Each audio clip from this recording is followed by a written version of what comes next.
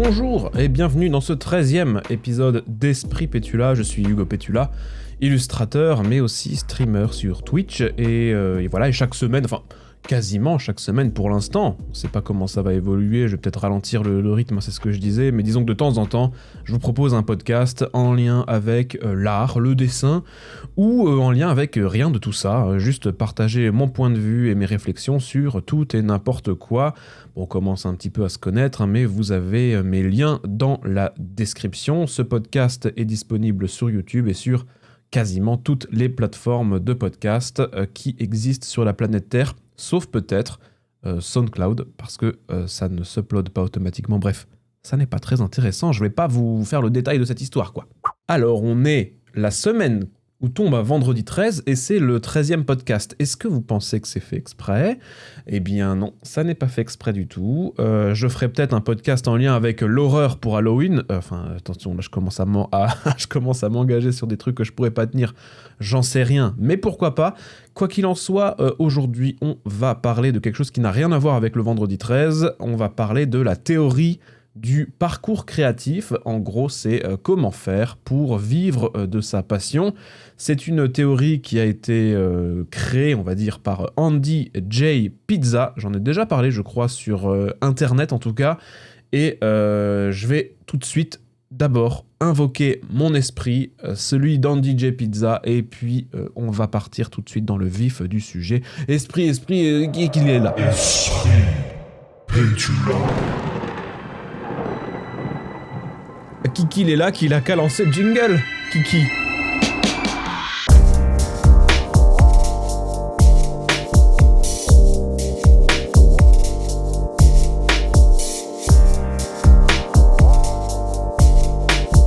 Le parcours créatif. Pourquoi est-ce que je commence en chantant un petit peu ? C'est très gênant. Le parcours créatif, c'est donc une sorte de théorie.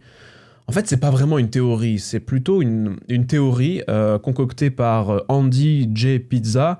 Andy J. Pizza, c'est un illustrateur américain, c'est aussi un podcasteur, finalement un petit peu comme moi, quoi. Sauf que lui, il a genre 450 épisodes de son podcast, donc bon, voilà, on n'y est pas non plus encore, on est encore très loin, on n'y sera d'ailleurs jamais. Je mettrai bien sûr les liens de son site internet, si toutefois vous voulez aller écouter son contenu. C'est en américain, faut bien comprendre l'anglais, mais c'est vraiment très intéressant. Et je reviens du coup à ce que je disais, parce que là je suis dans mes égarements, mais le parcours créatif, selon lui, c'est une sorte de processus qui va permettre de trouver votre carrière créative, c'est-à-dire le fait de faire un travail créatif qui vous passionne, que vous aimez, et en plus de gagner de l'argent, et donc en fait d'une certaine manière de vivre de votre passion. Alors, sa technique, c'est une méthodologie, en fait. Il explique comment procéder. C'est presque scientifique, c'est assez méthodique. Et dans ce podcast, je vais vous exposer sa méthodologie. Donc voilà, donc tout ça n'est pas de moi, vous l'avez bien compris. Je vous fais un exposé, on va dire, en français de contenus qui sont disponibles uniquement en anglais. Donc je me permets voilà, de le citer. En plus, vous verrez que c'est assez intéressant parce qu'il y a forcément des similitudes probablement avec vos manières de concevoir votre activité professionnelle, si toutefois elle est artistique. Vous pouvez voir à quels endroits vous allez peut-être différer de sa façon de voir les choses. Même moi, ce qui est intéressant, c'est que je vois même peut-être mes manques à certains moments par rapport à sa théorie. Donc je trouve que ça va être intéressant de vous en parler. Alors sa technique, elle est quand même principalement basée sur le fait de tester des choses, d'échouer et de réajuster le tir pour la prochaine fois. Donc en fait, on va mettre sur une période donnée, on va faire des tests en fait. Ensuite, on va recueillir les données de ces tests, et ensuite, on va recommencer. C'est un processus assez lent, mais qui vous aide à la fois à trouver votre voie à vous, c'est-à-dire ce que vous aimez, et de voir aussi la manière dont cette chose peut vous permettre de gagner de l'argent. Donc en fait, c'est un petit peu deux pour le prix d'un, et c'est exactement ce qui nous intéresse, et ce qu'on va voir, encore une fois, je le réannonce, mais juste après cette petite mélodie délicieuse.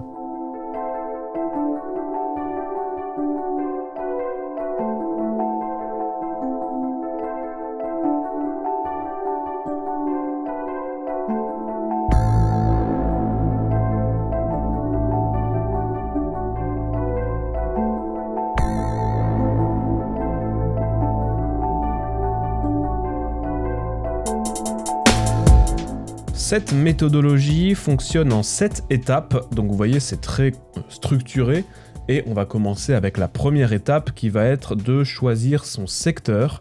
Alors, je sais que ce podcast est plutôt destiné aux illustrateurs, mais comprenez bien qu'il peut y avoir...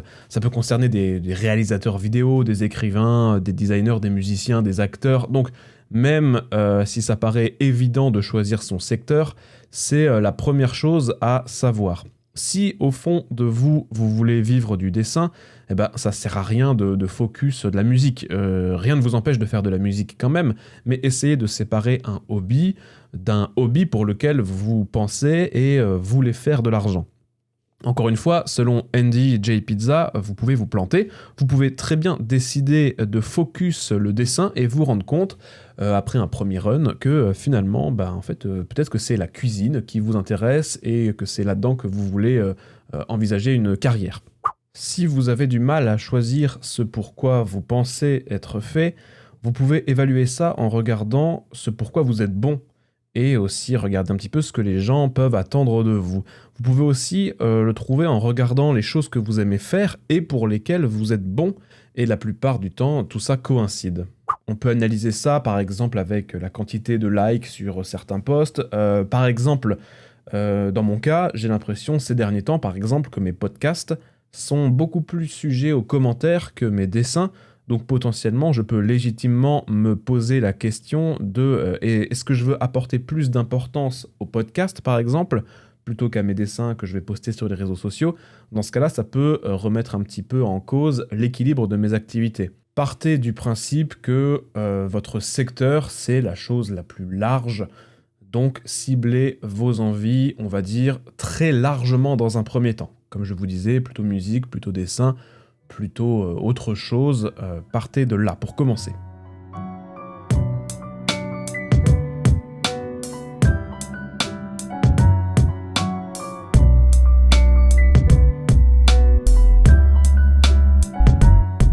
L'étape numéro 2 selon Andy J. Pizza, c'est de choisir son marché.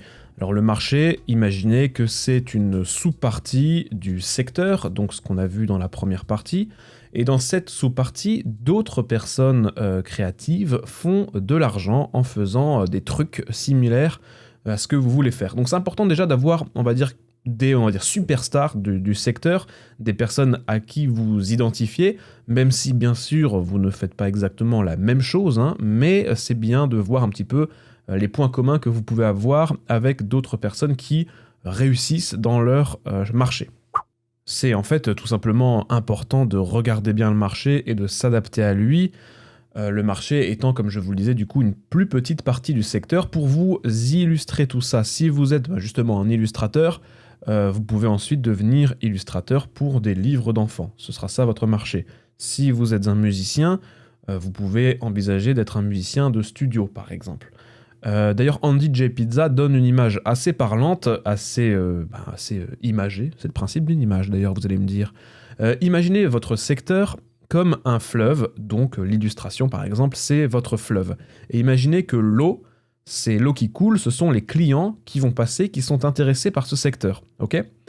Et ensuite, le marché, ça va être des petits villages qui vont être postés autour de ce fleuve, genre l'illustration pour le livre d'enfant, comme je vous disais, le concept art, tout ça, ce sont des petites villes autour du fleuve, et ça va vous permettre de vous-même vous greffer à peut-être un village ou une petite ville qui existe déjà. L'idée, c'est surtout pas de se mettre loin du fleuve avec notre secteur, notre marché, et d'attendre qu'un fleuve vienne à nous. Non, pas du tout. L'idée, c'est d'aller se mettre déjà au bord du fleuve, là où il y a des clients, soit en rejoignant un village, soit peut-être en créant un si vous sentez un besoin. Alors maintenant, comment est-ce qu'on choisit ce marché ? Alors d'abord, il vaut mieux se focus sur un seul marché plutôt que plusieurs, même si ça n'empêche pas à long terme d'être sur plusieurs marchés.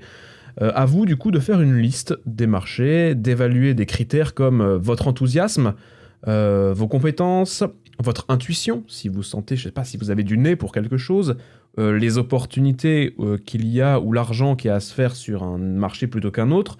Vous pouvez noter, par exemple, mettre une note de 0 à 10 et à la fin, vous additionnez tout pour voir ce qui pourrait le mieux vous convenir. Et puis vous pouvez terminer votre analyse en observant du coup ces fameuses superstars de ce marché, donc c'est-à-dire les artistes par exemple qui réussissent déjà dans un marché, et vous pouvez essayer d'analyser quels sont leurs clients, c'est-à-dire la cible de leurs œuvres, peut-être voir leurs forces, leur marketing, comment est-ce qu'ils communiquent dessus, sur les réseaux, newsletters, leur site internet, et essayer de trouver les similarités qu'ils ont entre eux. C'est-à-dire vous comparez plusieurs superstars dans un marché et vous essayez de voir quels sont les liens entre eux, et c'est probablement des points forts dont il va falloir vous munir également. Encore une fois, là, on a l'impression que c'est moi qui vous parle de ça, mais je reprécise bien que tout ça a été conçu par Andy J. Pizza, et que juste je me fais le traducteur français de son concept. Hein. En même temps, si j'en parle, c'est que je suis plutôt d'accord avec lui. Ça me viendrait pas à l'idée de dire un truc, de faire un exposé sur quelque chose avec lequel je suis complètement en désaccord, du genre « Bon, je vous parle de ça, mais c'est vraiment de la grosse merde, hein, donc vraiment ne le faites pas. » Non, ça n'aurait aucun sens. Pour le coup, je suis assez d'accord avec tout ça. Et comme c'est assez clair, assez méthodologique, je trouve que c'est intéressant de le partager avec vous.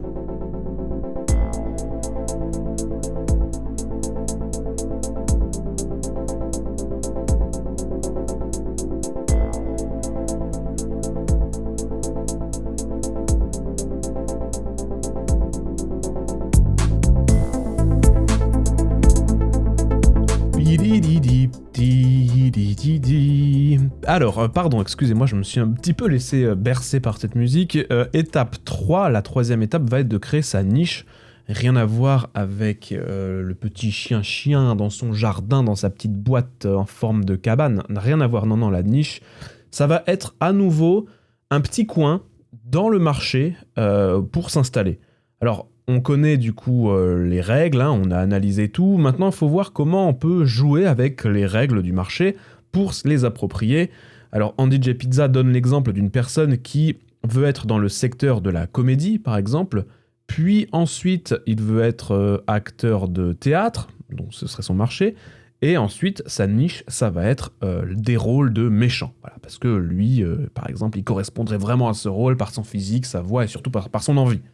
Par contre, détail important, trouver sa niche, ça implique une chose essentielle, il faut être authentique, c'est-à-dire qu'est-ce qu'on va apporter au marché d'unique qui nous correspond vraiment. Andy J. Pizza dit lui-même que dans le domaine de l'illustration, avoir un style unique, en fait, c'est pas suffisant. La question, ça va être quel sujet vous allez aborder de manière authentique, qu'est-ce que vous partagez, qui est vraiment vous dans votre art. Et là, moi, j'avoue que ce biais-là, je ne l'ai pas appliqué personnellement, je me contente souvent d'un exercice de style sur les réseaux, et je manque parfois, voire tout le temps, d'un message. Je vais d'ailleurs clairement y remédier, car je pense avoir pas mal de choses à raconter dans mon dessin, et ça, c'est un gros manque sur lequel j'ai envie de travailler.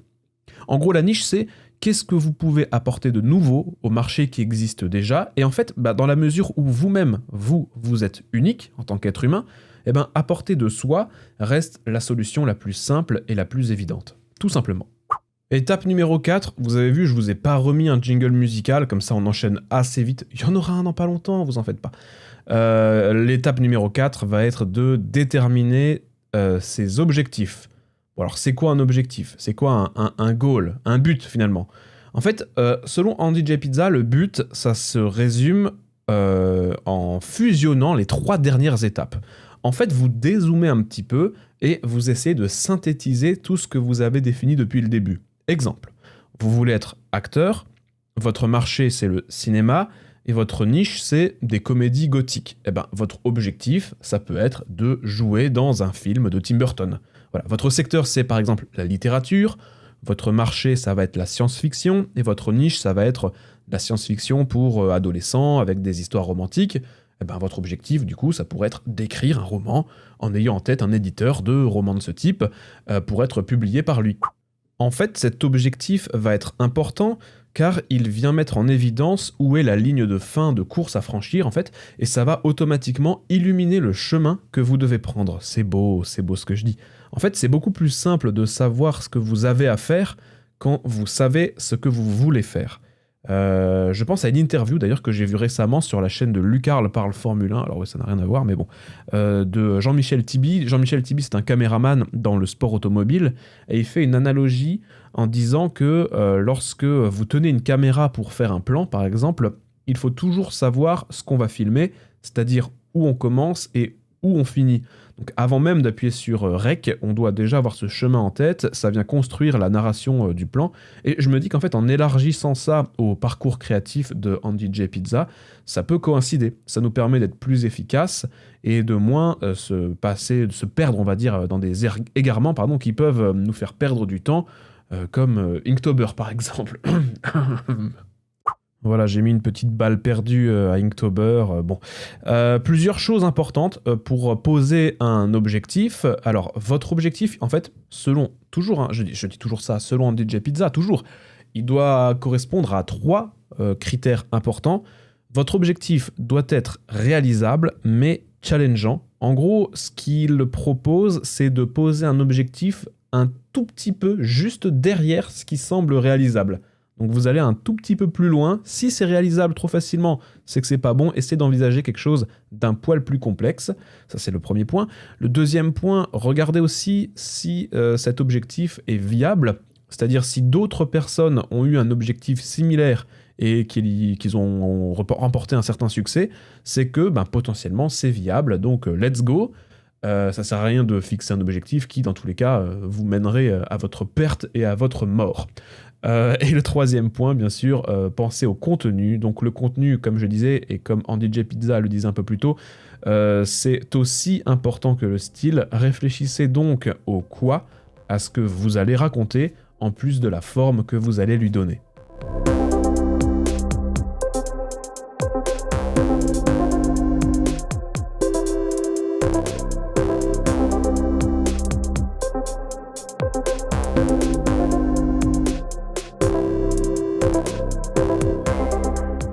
Étape numéro 5, ça va être de créer son projet.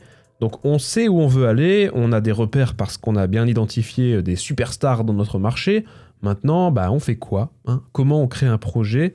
Eh bien, avant de penser projet, on doit penser stratégie, à savoir, comme je disais, avoir déjà une fin en tête.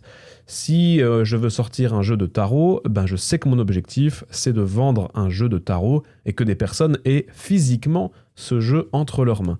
Donc, par rapport à votre but que vous avez défini maintenant, il faut set up un projet concret. Si vous voulez jouer dans un film de Tim Burton, votre projet, ça peut être de, créer une vidéo où vous vous mettez en scène, où vous montrez votre talent, ou vous focus sur un casting. J'y connais rien en cinéma, je pense que ça se voit d'ailleurs. En tout cas, votre projet, ce qui est important, c'est qu'il doit être réel, il doit être concret, c'est quelque chose qui doit arriver dans le monde pour de vrai. Allez, ça doit se concrétiser. Il faut être animé par ce projet, et puis chose importante, une fois que vous avez ce projet finalisé en tête, vous pouvez commencer à faire marche arrière et à envisager le chemin du comment je vais atteindre cet objectif. En gros, vous pouvez partir de votre projet final dans votre tête pour essayer de voir les étapes qui vont vous mener à ce projet. Ensuite, Andy J. Pizza donne un conseil qui est intéressant, je trouve, dans le cas où vous voulez être embauché, par exemple, ou si vous voulez travailler pour quelqu'un ou quelque chose en particulier. Je vous donne un exemple. Si votre projet, c'est de travailler pour un éditeur de livres pour enfants, faites des livres d'enfants ou illustrez une histoire. Si vous voulez faire de la musique, faites de la musique. C'est le meilleur moyen de montrer à un client votre amour que vous avez pour ce que vous faites et pour aussi ce qu'ils font. Il parle en fait d'effet miroir en disant que si vous souhaitez quelque chose, faites-le. Si votre objectif est de créer un visuel pour une marque de coffee shop, créez tout le visuel pour une marque de coffee shop. N'attendez pas qu'une vraie marque de coffee shop s'intéresse à vous et vous dise que vous pourriez éventuellement convenir pour créer leur identité visuelle. En fait, faites exactement ce pourquoi vous voulez être recruté. On arrive à l'étape numéro 6, le marketing. Maintenant que vous avez tout ça, vous devez maintenant approcher des personnes pour qui vous voulez travailler, ou vous devez toucher des personnes à qui vous voulez vendre vos travaux. Pour ce qui est des entreprises, c'est plus simple, on va dire, car vous avez une porte d'entrée, vous avez un email, des numéros de téléphone, vous pouvez tenter d'envoyer, des courriers même. Le marketing, en fait, pour lui, pour Andy J. Pizza, c'est un petit peu comme un braquage de banque. En fait, maintenant que vous avez étudié votre objectif, vous avez une idée de quelle est la cible et vous devez réfléchir à comment braquer cette banque. En fait, quel est le point faible pour entrer dedans. Andy J. Pizza a une technique de braquage que je trouve assez amusante. En fait, attention, il faut se concentrer parce que ça paraît un peu compliqué, mais finalement c'est assez logique. En fait, il crée une sorte de top 10 des opportunités possibles dans votre niche. Je donne un exemple. Si vous voulez sortir un roman graphique, ça peut être d'abord être édité par Glénat, par exemple, puis en numéro 2, être édité dans un magazine 1, numéro 3, ce serait être édité dans un autre magazine, puis, je sais pas, être auto-édité, publier sur un blog, créer des stickers, les coller sur des poteaux, faire des strips BD pour des amis. Enfin, il peut y avoir plein de points à ce top 10. Et plus vous allez chercher 10 possibilités, plus la 10e va être compliquée à être trouvée, parce que c'est celle à laquelle on va le moins penser de manière évidente. Et en fait, c'est cette 10e possibilité, ça va être votre porte d'entrée, c'est par là que vous allez commencer votre braquage, et puis ensuite, petit à petit, vous allez remonter ce top 10 jusqu'à votre top 1, qui est la plupart du temps le goal ultime. Si, selon lui, l'étape numéro 10 est encore un petit peu trop compliquée parce que le cadenas, le verrou est un peu trop en place et trop sécurisé, rajoutez encore 10 autres points à votre liste jusqu'à trouver une faille par laquelle rentrer.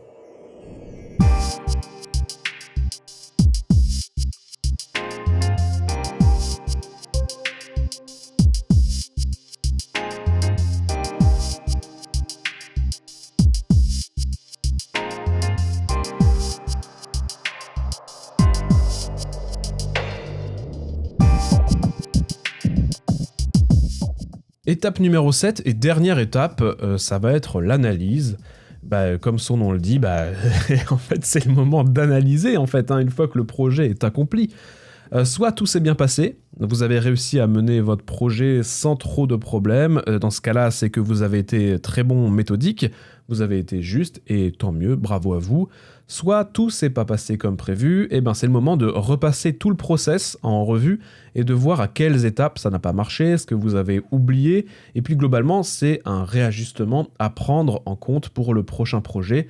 Et comme le dit Andy J. Pizza dans son parcours créatif, en fait, c'est se planter. Se planter, ça fait partie clairement du parcours. C'est le concept même, et c'est d'apprendre en même temps sur soi. Et parfois, votre premier run vous permettra uniquement de trouver votre secteur. C'est justement ce qui est arrivé à Andy J. Pizza. Peut-être qu'ensuite, au deuxième run, vous avez finalement trouvé que le marché auquel vous pensiez, en fait, c'est pas celui-ci qui vous intéressait, que en fait, vous en préférez un autre, et ainsi de suite. On peut échouer au tout début de son parcours créatif, comme on peut se planter à la toute fin, comme on peut ne jamais se planter. L'échec et le reroll, ça fait un petit peu roguelite, un jeu vidéo, mais l'échec et le reroll font partie de votre chemin, de votre histoire, ou de votre voyage tout simplement, en tant qu'artiste dans ce monde. Voilà, je sais pas ce que vous pensez de ce concept, mais je trouve que c'est un cheminement qui est assez méthodique, assez simple. Alors peut-être que ça a l'air simple sur le papier, et peut-être qu'à appliquer c'est très compliqué. Moi, il y a quelques petites choses que je vais, je pense, piocher pour essayer de faire évoluer aussi mon travail. Et je serais curieux d'avoir votre avis sur tout ça, voir si vous avez aussi peut-être eu des difficultés à un moment donné à concrétiser un projet, à aller au bout de quelque chose, savoir également quelles sont vos barrières mentales. On est souvent bloqué mentalement, il y a souvent quelque chose, un petit blocage au niveau de notre cerveau, en fait. On se met nous-mêmes des bâtons dans les roues. Je pense que cette méthodologie, elle peut être bien pour ça, à savoir, elle nous permet d'avoir déjà un chemin très précis, très tracé, une ligne à suivre, ce qui peut nous permettre d'être, on va dire, plus en confiance dans la réalisation de notre projet. En tout cas, n'hésitez pas à me partager vous-même, vos succès ou vos échecs. Je serais très curieux de voir un petit peu comment vous avez pu surmonter les obstacles pour arriver au bout de votre projet, ou au contraire, de voir à quel moment il y a eu un mur devant vous que vous n'avez pas réussi à franchir, et de voir un petit peu ce que vous auriez pu faire peut-être pour le franchir.